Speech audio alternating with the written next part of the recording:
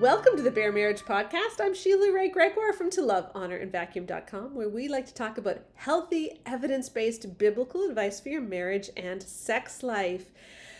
2 weeks ago, we had quite the podcast. Connor, my son-in-law, joined my husband Keith and me as he dissected a podcast by Emerson Eggerichs, the author of Love and Respect, where a woman wrote in saying that she had been crying in the shower before sex every time, and that if she didn't have sex with her husband would treat her badly. And Emerson Eggerichs then gave some really concerning advice. Well, so many people expressed a lot of concern for that woman, and I am thrilled to say that she reached out to me. She saw our podcast. Someone else posted it in a Facebook group that she was in, and she gave me an update. You'll be very happy to hear that she's doing very well now. And she is going to be joining us and telling us her story of where she got to the point that she was crying in the shower, the effect that Emerson Eggerichs' advice had on her, and how she eventually got up the courage to recognize that her marriage was abusive and get out of it. So she saw it even though he didn't, and I'm going to be thrilled to welcome her on in just a minute. But first, I want to say a big thank you to our sponsor, the Intimately Us app. Intimately Us is an amazing app for couples to help you grow in your intimacy, and it isn't gross or disgusting or anything like that. It doesn't tell you to do something that is going to freak you right out. Instead, it's an app that helps you know yourself better, know your spouse better, and have so much more fun. So there's all kinds of bedroom games you can play. There's a variety of them. They will give you questions like, what do you think about this? Is it a yes, a no, or a maybe? And it lets you actually ask yourself, yeah, what do I think about that? So you get to explore what you like. You get to find out what your spouse likes. You get challenged to do some fun things and spice things up. There's also great activities where you can learn how to talk about this stuff better, where you can spend more time together, hobbies, date night ideas, romantic dreams. You have all kinds of fun things just to make the intimate part of your life so much more fun and fulfilling. So please, right now, go to the App Store or whatever it is called if you're on Android. What is it? Your Google Play place? I'm sorry, I'm not an Android person, but go to your App Store or your Google Play. Hey, it's good to play. And find Intimately Us. There's a totally free version of the app, so you can download that, and then you can pay later for some upgrades if you would like those. But it is wonderful for Valentine's Day. There's a special Valentine's Day challenge that you can be part of. So go check out Intimately Us right now. That's one thing I really wanted you to know about. The second thing I really wanted you to know about is that the Good Guy's Guide to Great Sex and the Good Girl's Guide to Great Sex are coming March 15th. They are launching then. I have completely rewritten the Good Girl's Guide to Great Sex, and Keith has joined me for the Good Guy's Guide. I was hoping to have the launch team totally ready by today, but I'm just not that organized. And so it's probably going to be ready early next week. But even right now, if you have pre-ordered, you can send in your pre-order receipt and you can get our special Evangelical Sex report card. You can download that right now. And then next week, you will also get invited to join our launch team if you would like to do that, where you can get an early copy of the book. So do check out our show notes for all of those links, and you can pre-order the books right now. But without further ado, I would now like to bring our special guest onto the podcast.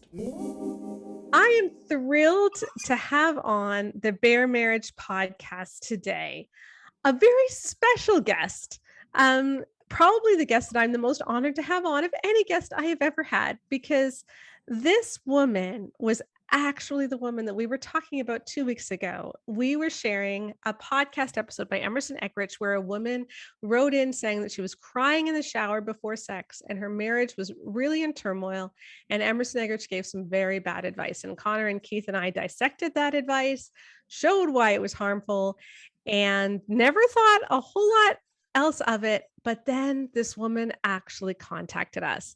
I am so glad to hear she's doing okay. But she is here now. We're going to keep the camera off and we're going to keep her anonymous. But welcome. I am glad that you are joining us. Thank you. I'm glad to be here. Now, we are going to share your story. But before we do that, I had so many people write to me asking how you were and if there was any way to make sure that you were okay. So before we even get into your story, can you just tell people how you're doing today? I am doing wonderful today. I did escape from that marriage, and that's a good way of putting it. I filed for divorce, and the divorce was final in June of 2020. And so I have been just moving forward, working on my healing. I do get counseling, which has been really helpful in that process. But things are going really well. I'm glad. I think everyone is very happy to hear that. So we're going to get to what you said in the letter to Emerson Eggerichs in a minute, but can you paint the picture of your marriage and what led up to writing that letter to him? Well, I grew up with an abusive father. And so I think, I had probably a warped idea of what marriage should be. I always said I don't ever want to marry anyone like my dad.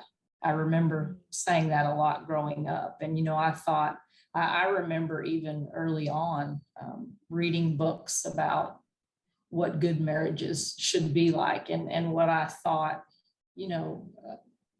the way that God intended marriage to be. And of course, I grew up in an evangelical church. And so, the kind of teaching that I received all growing up, and then into married life too. But I did get married. This particular gentleman did claim to and appeared to be a believer. That was one of my standards that I was not going to budge on. He had to be a follower of Christ, and he portrayed that image. I was really naive and didn't know that people would portray that image but not live up to that. And so I feel like I was pretty deceived all throughout my marriage, because he portrayed himself to be one way, but really was something completely opposite. In fact, it's almost as if he picked me out, targeted me, and was living a double life. I didn't know about it at the time. We were married for 18 years, and I didn't know for most of that time the things that he was doing. But it just got to the point in the marriage where it was so difficult because of the emotional abuse and the spiritual abuse. And at the time, I didn't realize it was sexual abuse, but even the things that were going on in that department too. I look back now and I'm just amazed at how I survived it. But so when you say emotional abuse, do you want to just paint a picture of a couple of the things? I know you mentioned in the material you sent me, there was a lot of silent treatment if he didn't get his way. That was his favorite, was long periods. I mean, it didn't start out early in the marriage, because I remember there would be something that would happen, some kind of disagreement, or maybe I would get my feelings hurt. I don't remember specifics, but I would go to him and try to talk with him. And I didn't notice it as a pattern for a while, but there was a pattern of he would always get angry. I couldn't share my feelings about anything. And my attitude then was I always thought of, the chapter in Corinthians, love is patient, love is kind, it keeps no record of wrong. And so when something would happen, some kind of conflict between he and I had been taught that, growing up. And I wanted more than anything else to obey scripture and to obey God and to please God. And so that's what I thought, that's the way I grew up. That's what I thought I was supposed to do, not realizing, that what he was doing was emotional abuse and spiritual abuse. And so I could never talk to him about anything without it turning into long periods of the silent treatment. I was always punished. There was never anything solved. And at this time too, I was reading you were working really hard throughout your marriage. You were earning money, you were homeschooling the kids, you were taking care of the house, and he really wasn't doing much of anything. Right. I actually, when we got married, I owned my own business, and that business is what paid our bills. Without divulging what he was doing, he had a job too, but it was, I pretty much was paying our bills. He would pay a few with his income. And so we did that for about a year. And then a year into the marriage, he kind of was misleading me with his job and things going on at his job. And of course, with narcissist, it's always someone else's fault. And at the time, I think I'd heard the term narcissist, but I had no idea what that was really. And so I didn't look at it as, oh, if this is him. I believed what he was saying, that it was everybody else's fault. And, he was convincing. And so he ended up quitting his job because we were making enough money at the time with my business that he was able to come on board. And I started working with him and training him. And, I found out really quick that he didn't want to work. That was a big issue throughout our marriage is he just didn't want to work. And there was a lot of conflict around that. But like I said, I could never say anything without it creating problems. I mean, I guess he felt entitled to just lay up for all hours of the morning and not get up and go work like normal people. Right. And I couldn't meanwhile, force him. Yeah. And you're caring for the kids too. And you're doing the laundry and you're doing the cooking and you're right. At one point, when we started having the kiddos, my first pregnancy, I was terrified to step away from the business. I felt like, because he hadn't really proved that he would step up and do what needed to be done. And so I ended up feeling almost forced to continue to work throughout half my pregnancy. And it was in an industry or a job that if anybody knew what it was, they'd be like, you shouldn't do that while you're pregnant. And he didn't protect, he didn't care. He was more than happy to let me do all the work. And I did that until about 5 months. And then honestly, thank God he intervened. God intervened and he put me flat on my back. Basically, I started having dizzy spells and I was passing out. Like I would be working and in the middle, I'd just go black, couldn't see. And went and got checked out. And the doctor said, you just need to take it really, really easy. And that kind of forced me to have an excuse, so that he had to step up to the plate. At least that was the hope. And he didn't, we suffered a lot financially during that time, lost some business. And I think pretty much from that point on, the business went downhill. Right. Were you seeking out help from counselors, the church? Yes. What were people telling you? Probably at that point, I had gone to numerous people at my church, elders, and I can't remember if he went on a few of those where we sat down and talked, but there were maybe one or two where I would go to someone privately to say, what do I do? And I know on one instance, I had gone to the pastor to get help because something had happened. And one of the customers got pretty upset at him, but they called me because, again, it was my business and they knew me and felt comfortable with me. So they called me to deal with it, but it was something he did that was really wrong. And I didn't know what to do because, again, I had this training growing up that I was to submit to him, that I was not to be confrontational with him, that I was to honor him and always respect him no matter what. And up to this point, anytime I ever went to him for any reason whatsoever that he didn't like, number one, he didn't do anything to remedy the situation, and he punished me. That's when he would be verbally abusive. He would be, long periods of the silent treatment, and just not really be a part. It would give him an excuse not to go out and work because he was mad. So he just wouldn't go out that day or that week. There were different things that he would do to be, to control the situation to where. And what advice were you given? What were you told to do? I remember one time in particular, I went in and he was in blatant, obvious sin. This was not a small thing. It wasn't even necessarily the way that he was treating me at that point. And, I told them kind of some of the things about the relationship that were going on, and then about this particular incident. And I was basically encouraged to go home. I was told that day, I was told to fix some of his favorite meals. I was told to tell him how great he is. Basically, I was encouraged to,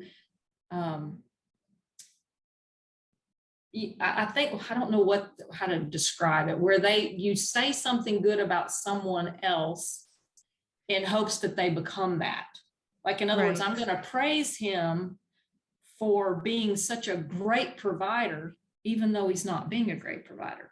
I'm going to praise him for having self-control when he has no self-control over his temper or his anger. I'm supposed to praise the things I want and say them to him and encourage him when he's not doing any of those things. I'm to, was to unconditionally respect him. But to me, that ended up, what they were saying is I wasn't allowed to confront him about any issues whatsoever. Yeah, you weren't allowed to tell the truth. I wasn't, because if he would see, because he would see that as disrespectful, which he always did. It didn't matter what it was always in his eyes disrespectful. I think that's why when he latched onto the love and respect message, he wanted to teach it at our church. So he taught 2 different seminars at our church. We went to numerous seminars, prior to that were supposed to, ideally help our marriage. And it didn't. It basically gave him more fire to be more abusive. It did not help at all. He didn't look at any of the part that is taught to the men about the wife. It was all, CCC, you are supposed to respect me unconditionally, no matter what. So again, I just want our listeners to understand this. Here's a man who's being emotionally abusive, who is not working, who is making his wife, who has small children, who is pregnant, who is going through all these hardships, making her do all the heavy lifting. And he latches on to love and respect and is actually allowed to teach it. And so, so here's a guy, you can think about the people who would have been at this seminar. They'd be looking at this couple teaching this course and thinking that, wow, this guy must have a great marriage. And here's what he was actually doing behind the scenes. Right. And this isn't so surprising to me, because we've got over 1,000 stories now of people for whom love and respect made the abuse worse. Right. It definitely made it worse. I mean, he just felt so much more entitled. I mean, he was already entitled, but it put it on steroids. Now, I know this one's personal and difficult to talk about, but this was a subject of your initial email to Emerson Eggerichs, which is what started this whole thing. But he was also sexually abusive. So he would, the only way you could get around the silent treatment was if you had sex with him. Right. At the time, I didn't know that it was like, I always have in my mind sexual abuse as rape, or, I've heard some of the stories. And it wasn't like he was beating me up to have, but he was coercing me. And I felt forced. I felt like if I didn't give in to that, well, I knew he would punish me, because he did if I didn't. What do you mean? What do you mean by that? Just let people know by it. Like, how would he punish you? Well, for sure, the silent treatment. And I mean, he could go weeks, and there towards the end, it was months of just, and I mean, he didn't speak a word to me. And it wasn't just that he didn't speak to me. It would be the glares and the hateful, scornful looks, and the coming in. I would be in doing the homeschool with the kids in the same area to where I could see what he was doing. And he would come in and just dote on them. He would just pour out his love and affection and attention on them while he was 100% ignoring me. He would either do that, or he would lump them in with me and completely ignore them too. It depended on his mood, I guess. I don't really know. Sometimes it was like he was intentionally coming in to try to make me feel bad by overly doting on whoever happened to be in the room, whether it was my kids or someone else. He would get, when he would talk during the silent treatment, obviously he's not doing a whole lot of talking, but at any point where I would try to open up a discussion with him when things maybe were going better, he would verbally just cut me down, make fun of me, he had this sarcasm where he would always say, if I got offended at all about it, he would use the term, "Oh, I'm just joking." So he would just kind of always be sarcastic, but then act like "Oh, you're so sensitive. Stop being so sensitive." He would put me down. I don't want to use the terms that what he would say about me, but just put me down with words. Towards the end, as I started standing up to him with like the silent treatment, it wasn't, when we first got married, he would use it, like I said, to control, to where the only way that it would stop, he would only stop it if he chose to stop it. It would be to immediately want to have sex. There would be no, okay, I'm going to start talking to you again. Let's discuss what happened. We both got upset or something. Let's discuss. There was never any solving of whatever issue caused him to go into the silent treatment. It was purely for punishment. I know, like Emerson Eggerichs talks about the stonewalling, and that was really confusing to me, that word stonewalling, because basically that encouraged my husband to just think what I'm doing is just stonewalling. It wasn't. I mean, he was. It's so interesting because Emerson Eggerichs talks about stonewalling like it's a good thing. No, like like he's withdrawing so that he doesn't lose it with you, and that's him being honorable, and he portrays it as a good thing. Whereas John Gottman, from whom Eggerichs got this research, says that stonewalling is one of the 4 horsemen of the apocalypse. Like, it's one of the worst behaviors you can do in marriage. But Emerson Eggerichs portrays it as a man being honorable. So he's got it totally wrong. It was very confusing at the time, because at the time I hadn't heard of Gottman. I hadn't read any of his materials. Mostly it was the Christian resources, and the books we've all discussed them. The Love and Respect, the Created to Be His Helpmeet. I'd read all of those, but that was one of the worst. I mean, I remember reading that, and I didn't buy into a lot of that, and it made me really angry. But then I also had a lot of shame and guilt after reading that. Like, well, see, I still don't, I can't do these things the way they're saying to do them and not have feelings about it. It's almost like I needed to become a robot in order to live the things out that they were saying in these books to do. I couldn't have any feelings and emotions. I couldn't have any of that. I just literally had to be something that he could set up on a shelf and take down when he wanted to use me. And I had to be okay with that. And not require anything out of him, and not ask for anything in return. That's what that felt like. And I thought that's what God required of me. That's the sad thing, is I bought into that because I thought these are godly people giving out godly advice, and they're quoting scripture. So it must be correct. Right. And, I found out it wasn't, through just desperation. Just getting to and I never stopped searching for answers. I mean, that's what I'm saying. I read all these books, and it kept me in that position, but I just kept searching for more information, and I never quit. And so part of that searching was you wrote this letter to Emerson Eggerichs where you explained that you would initiate sex every 3 days because you felt like you were supposed to, and your husband wanted you to, and you felt pressured to. But you would cry in the shower beforehand every time. Right. And and this is what we talked about on the podcast 2 weeks ago.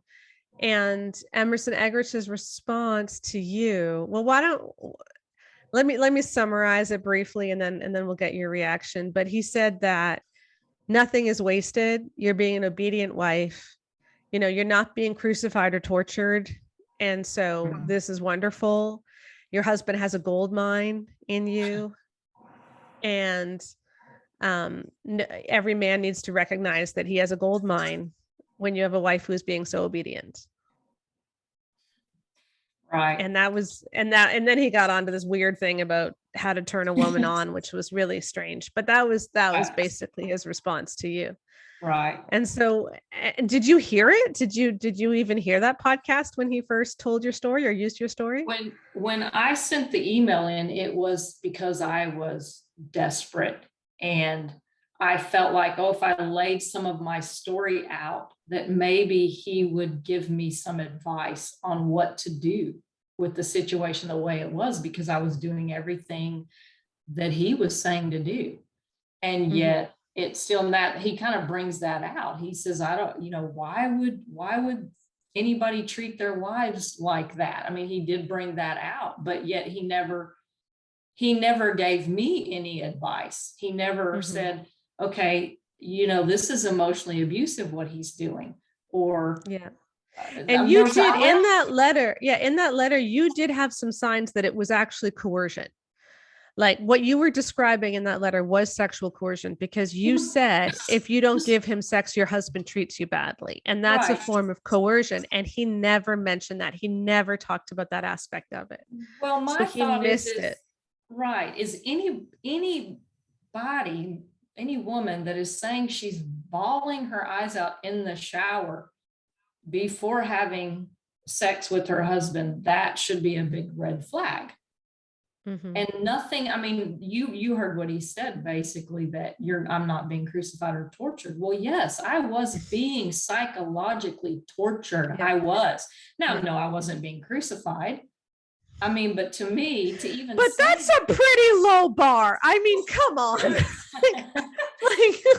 So I guess because I'm not being crucified, then I should accept any other kind of treatment, I don't know. I don't know why he would have even said that.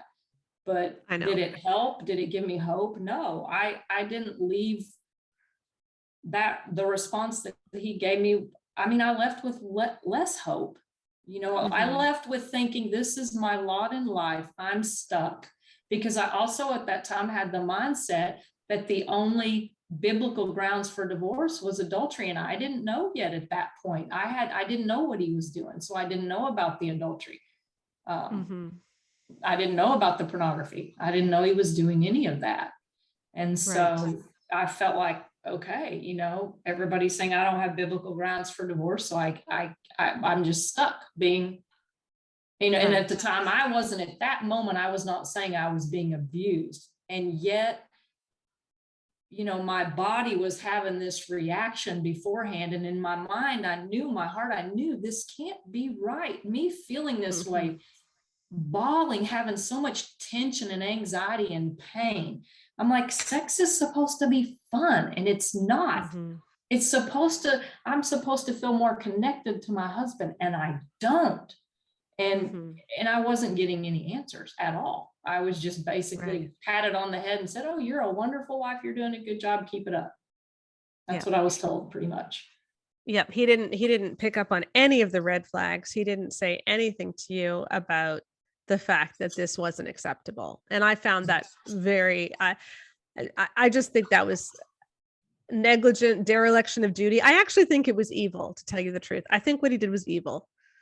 And you should not have had to experience that. I mean, you tried to reach out to someone that is supposed to be a marriage teacher, and they completely ignored your welfare. And Jesus would never have done that. Well, and I ended up staying in the relationship another, 4 years after that.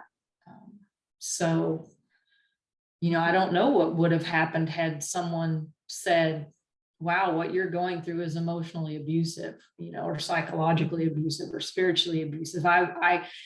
It wasn't that I didn't have a backbone. It wasn't that I was weak or that I was codependent or that I honestly, from the time I was little until this point, grown up, raised up in the evangelical church, taught that we are as wives to submit. We are to, and obviously being Christ-like, you lay down your life for others. And so it just made me really vulnerable to spiritual abuse, to anyone willing to do that.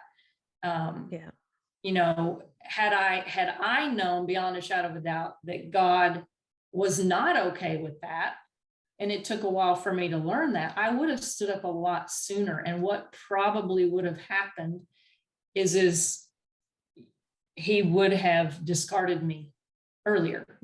I do think that was eventually going to happen one way or another. I would have found out more, more about maybe narcissism. I don't know. I remember Googling some terms after numerous years after this podcast that Emerson did, and found out about narcissism. And that opened my eyes a lot to what is abusive behavior. And that was really helpful. But right. So you stayed together for 4 more years. And then over the next little while, you found out about his porn use and lots of things that he was doing that were not okay, besides the abuse. Mm-hmm. Right. What did you ever get good advice from anyone? No, I didn't. I mean, like I said, I was told to go home, fix his favorite meals. I was told to give him sex as often as he wants. I even remember questioning one couple that were counseling with us that had been married a lot longer than us, that we trusted. They were saying basically that if he comes in the kitchen and you got a toddler on one leg and a toddler on the other, and you're doing dishes and you're in the middle of your day and he comes in and he wants sex, that I'm literally to drop everything and go back to the bedroom with him. I was told that, that anytime he wanted, it didn't matter what I had going on. It didn't matter that I had two little kiddos that I needed to be there and take care of too. It was just, he was never to be turned down. Right. And so that's the kind of advice I was given every time I tried, every single time. We did go to counseling, and we did end up, and I don't remember the time period. It wasn't that long before I filed. I mean, it wouldn't have been more than a year or two, I think. We did end up going to a Gottman counselor. And initially, I think the gentleman just, I don't know how others do it, but he's just trying to get our story and trying to understand what's going on. And we would leave the counselor's office. And as we were leaving, because my ex is very charismatic and he wasn't telling the truth, I thought, boy, they're going to go out chest bump and high five each other. He seemed to really hit it off with this counselor. And I was feeling really discouraged then at that point, but we kept going. And about 4 or 5 sessions into it, the counselor started picking up some of the things like the silent treatment and just the patterns that were abusive that were going on. And he started in front of me calling him out on those things and saying, this isn't right. You can't be doing this, and just trying to counsel him. And when it got to that point, he would quit every time. Every counselor we've ever been to, when it got to that point where he couldn't con them, he would quit. Mm-hmm. And so we never got the benefit really of that counseling because he just wouldn't stick with it. Right. And so what was the turning point for you when you finally got up the courage to leave?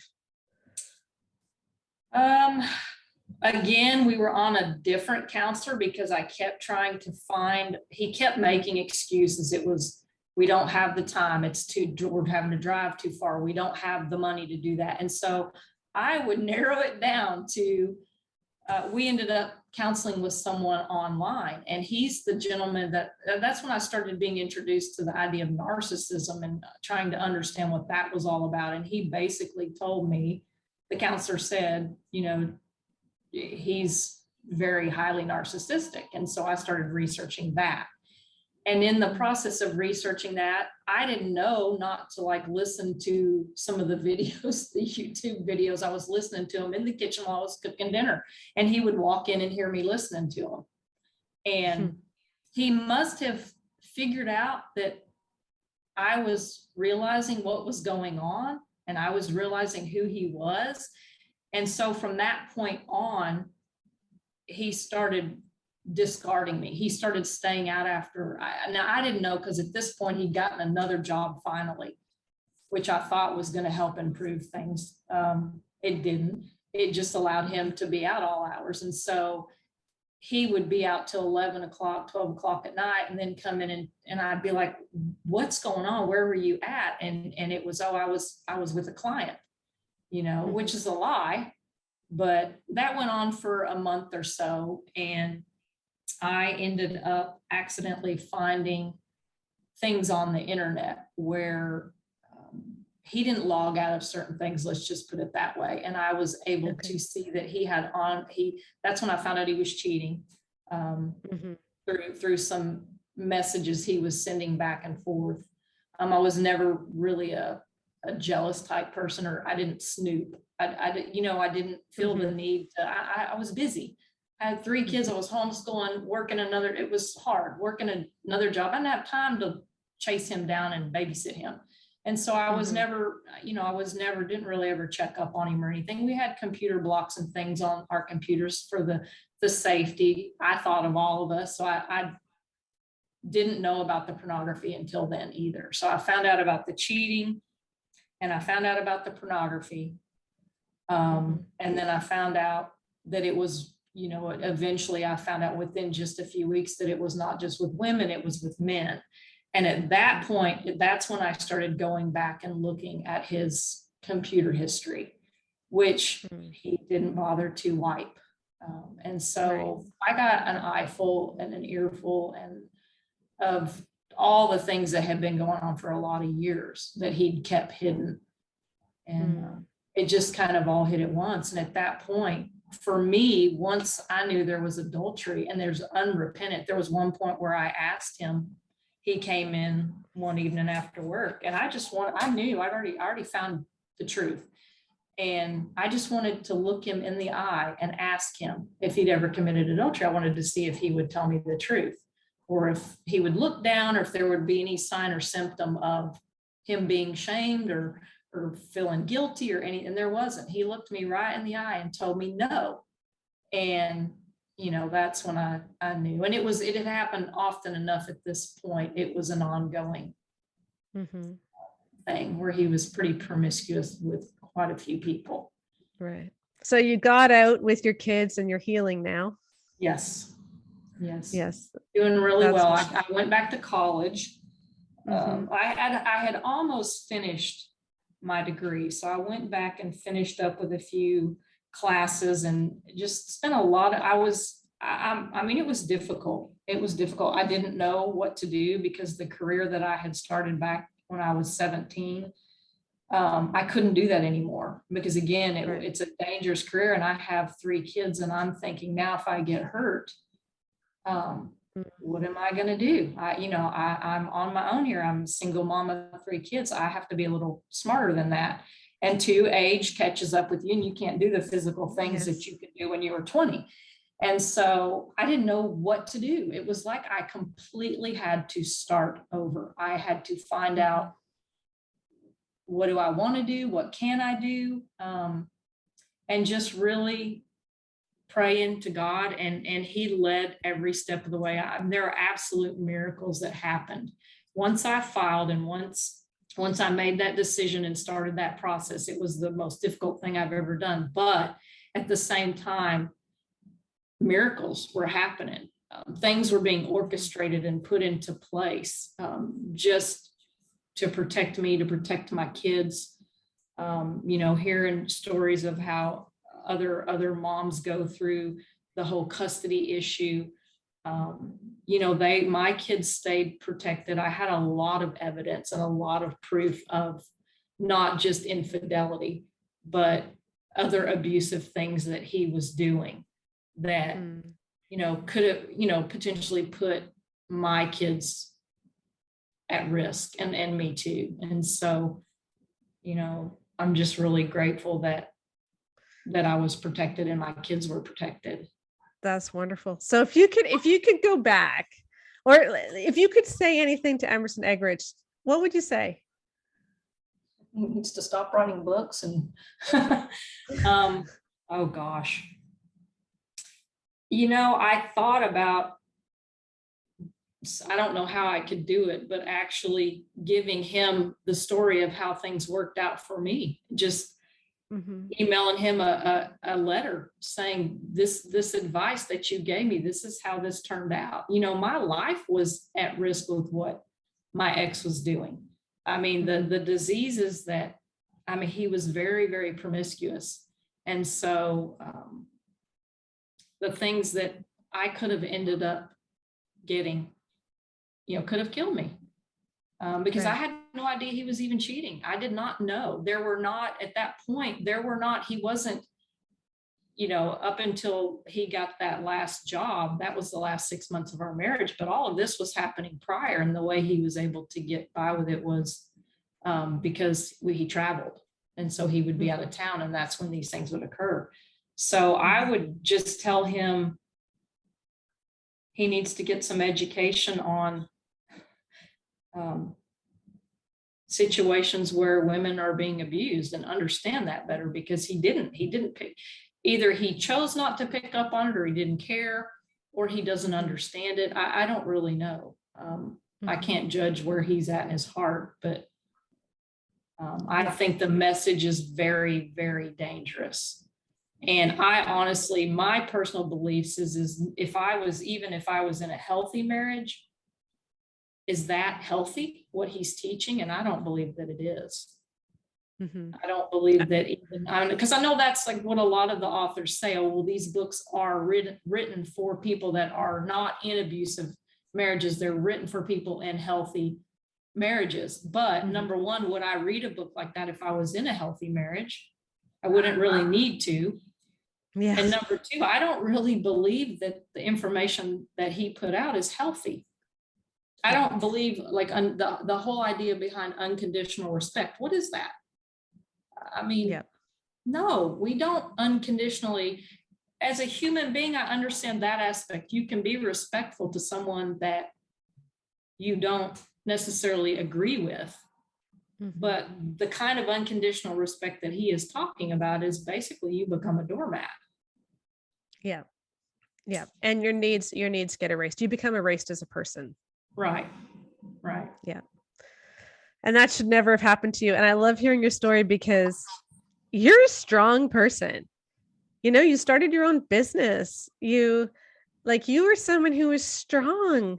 And we didn't get into this, but you had some major griefs with children that you lost. You had, when you picked yourself up and you kept going and you raised those babies, even in a difficult situation, like you're a strong person. And yet he treated you badly. And you felt like you didn't have a choice. You were strong even in that, just to keep going and getting up every day. I think people sometimes think that abused women are weak, but they're not. They're strong. I mean, the strength that it takes to put up with that, and even when it's wreaking havoc with your own health. And so I'm so glad that God allowed you to see what you needed to see so that the marriage could end. Yes. I'm so glad, and you could get free.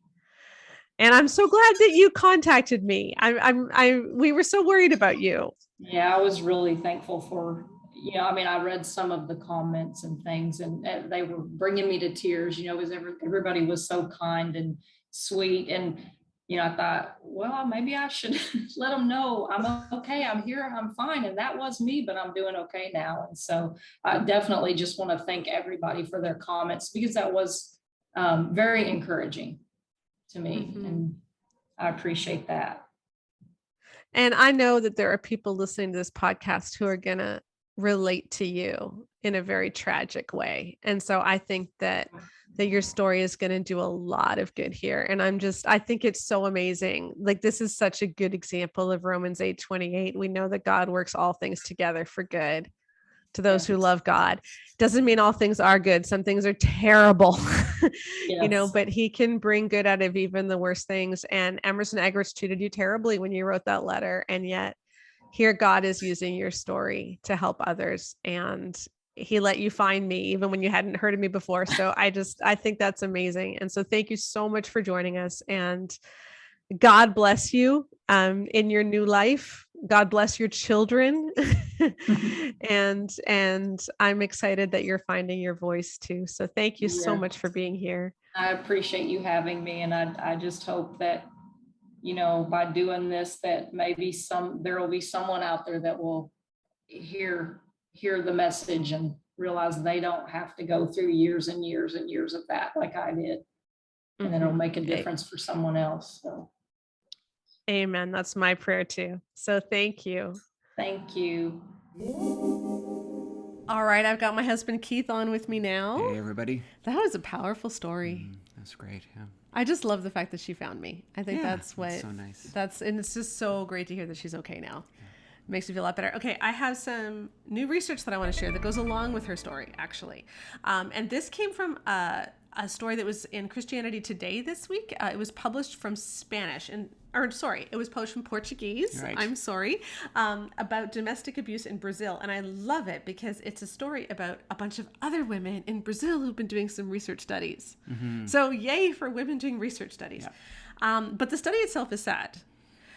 Because what they found is that in Brazil, even though overall the rates of violence are going down, rates of violence against women are going up. Oh.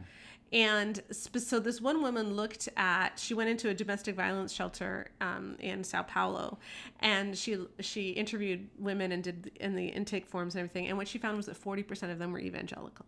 Wow. So evangelicals are overrepresented among those who are being abused, wives who are fleeing abusive marriages in Brazil. And the article talks about how so much of that is related to how pastors talk to women who come in for help. And so I just want to read this one paragraph from the article, and I will link to the article in the podcast notes. Vilhana's, and I don't know how to say her name, I'm sorry, but Vilhana's research reveals that churches and their leaders have inadvertently helped to perpetuate this tragic scenario.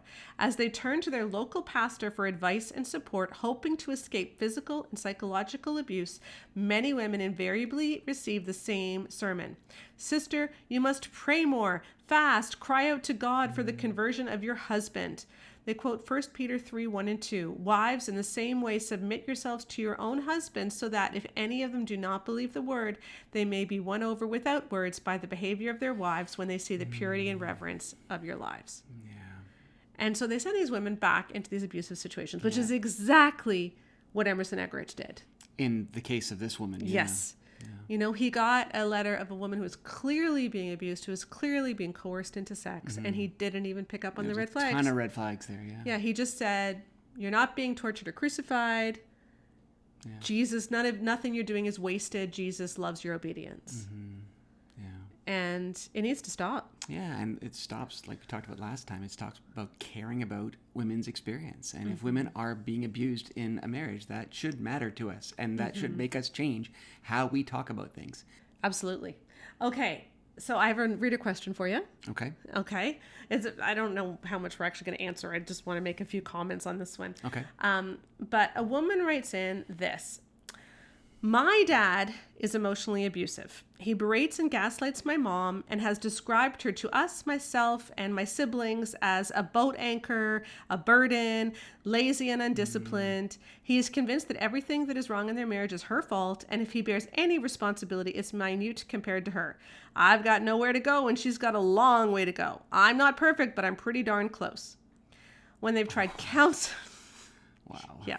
When they've tried counseling, he doesn't like what he hears and he refuses to go back. That's exactly what the woman said. On the interview, our guest said, that whenever they went to counseling, if her husband was ever challenged or called out to do something, he would quit the counseling. Mm-hmm.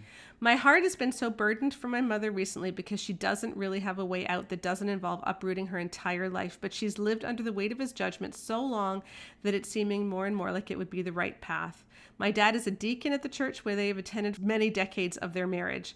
Everyone knows him to be a good guy on the outside, and I'm pretty sure no one would take her seriously if she tried to expose his abuse. I know this because I wasn't taken seriously when I tried to tell other adults about the way he treated us when I was a child. Short of a radical transformation by the Holy Spirit, which we've all prayed for many years, nothing will change if she doesn't leave him.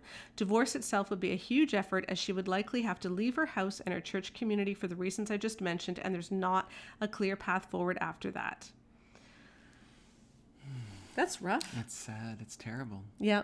And I think, I hear this from a lot of my readers too. They're concerned not about their own marriages, but about their parents' marriages or a sibling's marriage or, their best friend's marriage. And I know this is really hard to hear, but you can't rescue anybody. No. And, one of the things about abuse is that your agency is taken away. And someone else controls you. And so it's really important when you're working with someone who is abused that you don't take their agency away either. Even if you think they need to leave, you can't make them leave. All you can say is, I am really worried about you. I believe you're being abused. I don't want this for you. And please know, Mom, if you ever want help, I am here for you. Mm-hmm. Wow. But ultimately, they have to make that decision. Yeah, they have to make the decision. I think that we can make the Christian church a safer place, though, and we can help by speaking out. Like this woman, when she was a child, speaking out against her dad, that took a lot of courage, because in the church we often have this sort of keep it in the family kind of mentality, and that's not helpful. I mean, Jesus talked about what you heard in the back rooms, shout from the rooftops. Yeah. I mean, if we should be proud of what's going on in our lives.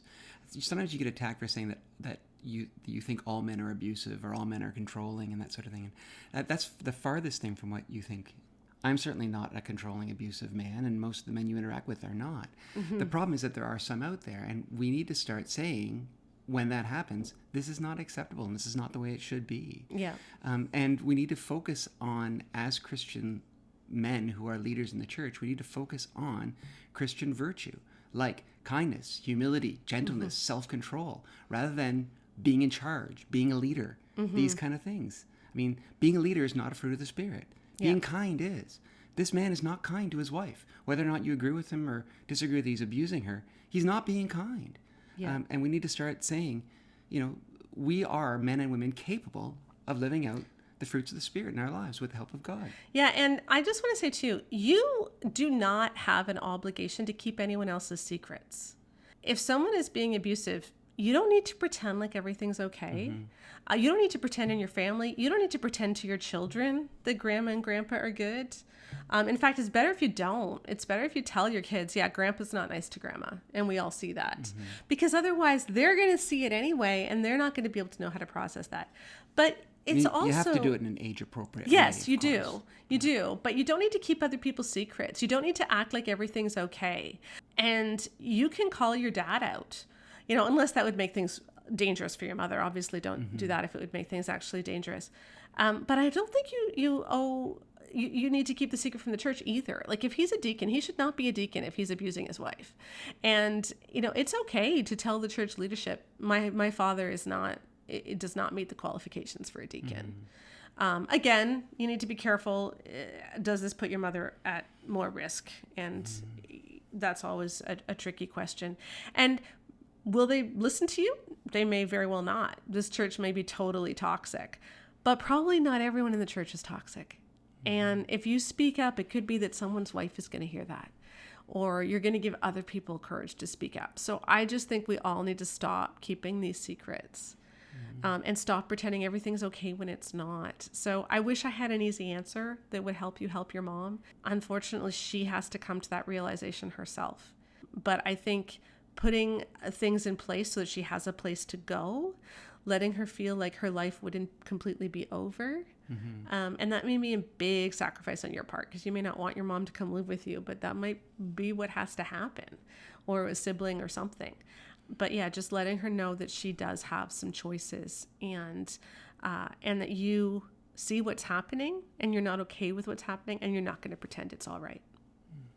Okay, that's all been really heavy. Yeah. And I do want to actually end on a happier note. So I'm going to bring Rebecca back. Okay. Because I want to read something. I want to talk about some cool things that have happened this week. One of the most exciting things that's happened to me this week. What? Is every day, I swear I've had at least 5 messages or emails from women saying, I spoke up at my church and here's what happened. Yeah. One woman, her pastor actually preached on great sex rescue last week. Like, that's he included it amazing. in his sermon. He's led a men's Bible study on it. Like guys, we got to do this right. Like, this is really exciting. But it's all because people are speaking up. Like, that woman only heard about our podcast because somebody else shared it. Yes. And then she's like, holy cow, that was me. You know, and so thank you to that woman who shared it. And the more we share healthy stuff, the more we can drown out the stuff that really isn't healthy. Well, and not only drown it out, it also means that, you know, when people say stuff that's just obviously telling on themselves, people have the courage and the like certainty of like, no, you can tell when a woman's aroused to speak up, because that's been so normal in the Christian circles to say that we don't even realize that's like a red flag or weird, which is one of the reasons why non-Christians laugh at us, honestly. It really is. You know, our launch team for the Good Guys Guide to Great Sex and the Good Girls Guide to Great Sex are going to be starting next week. I meant to start them this week and we just didn't have our act together. I'm going to be honest, 2-month-old. We forgot to factor in 2-month-old. A lot of it's you, some of it's me. But we're going to be starting next week. And if you want, we're going to have the link in the podcast post and podcast notes where you can sign up today. If you have your receipt, your pre-order, you can send that to us now and you will get on our list and we will send you out emails in the middle of next week. But you look for a big announcement about that. Join our email list. I'll put a link to that as well so that you'll get announcements. We have an amazing evangelical sex report card to go along with our pre-order bonus, just to where we give marks and all different aspects of sex to see how we're doing. And you can also join our launch team and get access to the books right away, which is really cool and fun. And there's going to be a super fun Facebook group that goes along with that. We can rebuild healthy stuff from the ground up so that this doesn't keep happening. And I want to read you just a really encouraging message that I got on Instagram this week. A woman said, I just read The Great Sex Rescue in about 3 days flat. And to clarify, The Great Sex Rescue was our book that was out last March. The Good Guys Guide to Great Sex and The Good Girls Guide to Great Sex are out this March. So The Great Sex Rescue was the one where we looked at the harmful teachings. And we launched our survey findings into the world. Exactly. And so we looked at the harmful teachings and said, hey, this is how we can talk about it in a better way. And then the Good Girls Guide and Good Guys Guide are, let's just build from the ground up. Yeah. What does healthy sex look like? So she says, I read The Great Sex Rescue in 3 days flat. I homeschool too, and I have a toddler, so that was fast for me. I was fully reading it while cooking dinner, but nothing burned. I cried several times, read quotes to my husband. We were literally speechless multiple times. My favorite thing, though, is the book helped me to celebrate my husband. Time and again, I thought, OMG, I've been safe. Thank you, Jesus, I've been safe. We both had a lot of bad teaching we had to work through, but we are so grateful for voices like yours that celebrate and call out the beauty and passion that marriage was created to be. Yeah, that's awesome. And it is, you know. Yeah. You're not crying in the shower. Is not a gold mine. It's not a gold mine. No, that should be, in essence, one of the worst nightmares of your spouse. Yeah, and it's so much better than that. We can do so much better. Men's sex drives are not the same as a bedridden woman not getting water. And honestly, for a lot of marriages, sex drive differences aren't even a thing. Yeah, 23% they're shared and 19% she's got the higher sex drive. So let's do this better. Let's find healthy, let's find passion. And I really think it's time. The church is ready. We see how rotten all of this is, and we are ready for something so much better. So I'm really excited for the Good Girls Guide and the Good Guys Guide to Great Sex. I'm really excited for what they're going to do. So tune in next week. Our launch team is starting. You can send in your receipt now and be part of that. And let's see where God takes us. And let's see what health is in front of us. So thanks for joining us. And we'll talk to you next week. Bye-bye.